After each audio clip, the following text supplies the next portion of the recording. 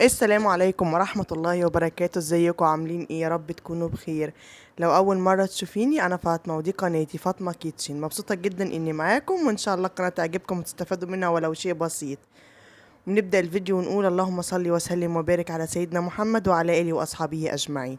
صلاة نفك بها الكرب وتنحل بها العقد بإذن الله. النهاردة بقى كان يوم المسيح، الفيديو التاني طبعا اللي أنا قلت عليه امبارح، يوم المسيح. المسيح عندي اللي بتيجي تساعدني انا، هي عارفه انا بعمل ايه الاول. بروح منفضه الانتريه والصالون والشبابيك وغير الملايات وكل حاجه، يعني بصوا بخليها مش فاضل غير البلاط بس، وبكنس الارضيه وبلمع اي حاجه، اي ازاز، اي مرايات، اي دواليب، كل ده بتلمع وبتبقى على طول الخرطوم بس. وكمان بدخل المطبخ اشغل الشفاط فيه، قصدي اشغل الشفاط، اغسل الشفاط واغسل البوتاجاز والرخامات والغسالة من فوق الوش وكله، كل الحاجات دي. ولو في حيطة عايزة تتعمل كل ده بيتعمل برضو. وبعد كده بنشغل بقى الخرطوم. انا لو ما مسحتش بالخرطوم احس ان انا ما مسحتش، لازم بالخرطوم. انا متربية كده من زمان، طول عمرنا ماما لازم الخرطوم ده، يعني لازم نمسح بالخرطوم. فدي طبعا تمارا بنتي لازم حاطه ايديها تمسك الخرطوم، عماله تزن وتعيط، خدت اليوم ده كله عياط، عايز تمسك الخرطوم وتلعب بالميه. هي كل مره على كده.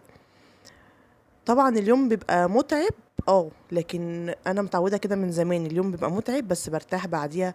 حبه حلوين. الراحه بتبقى في ايه بقى؟ في الروتين اليومي اللي انا بقوم اعمله بيبقى بالراحه، يعني أنا مش بعمل حاجه فيه غير ان انا بشغل المكنسه، دور غسيل، بنشر، يعني الحاجات بتبقى بسيطه خالص.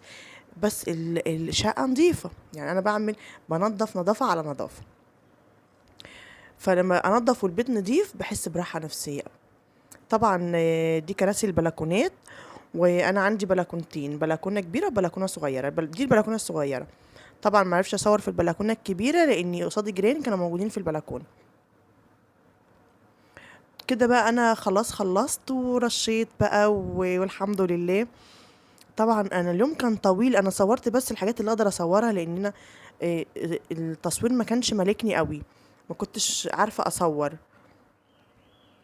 فصورت اللي قدرت عليه بصراحة. دي بقى بص، دي شقتي المتواضعة، طبعا دي شقتي. الحاجات اللي فيها دي موجودة مع تغييرات بسيطة جدا، بقالها 10 سنين. دي شقتي اللي انا اتجوزت فيها، وده الحاجة كلها دي اللي انا اتجوزت بيها الحمد لله، ربنا يديم علينا نعمة. الشقة دي ايجار وانا عايشة فيها بقالي 10 سنين الحمد لله، ربنا يديم علينا نعمة يا رب. ودي بقى اوضه النوم، ودي اوضه اللي فاتت دي كانت اوضه الاطفال. و... وده المطبخ المتواضع. الحمد لله ربنا يديم علينا النعمة، محدش يتريق عليه. مفيش حاجة اتغيرت فيه غير حاجات بسيطة جدا جدا جدا يعني. الحمد لله. طبعا بعد ما خلصت لازم يبقى في غدا، ما هو اللي في البيت لازم ياكل الحمد لله. فانا عامله حسابي من قبلها بيوم، بروح عامله، كان عندي شوربه بلحمه، فروحت عملت جنبها مكرونه محمره. وخلاص بقى نسخن الشوربه باللحمه وناكل جنبها المكرونه كده، وبألف هنا وشفا.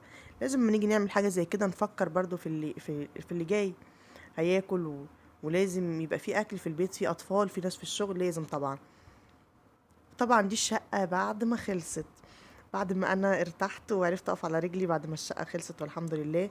هو يوم متعب بس برتاح فيه بصراحه. اتعب يوم ترتاح 10 ايام. والحمد لله والشقه خلصت. ها، بصوا شقتي بقى، ده الصالون اللي انا متجوزه بيه. ده الانتريه ده لونه رصاصي، بس انا جايبه له الكفر ده عشان العيال صراحه بيبهدلوه.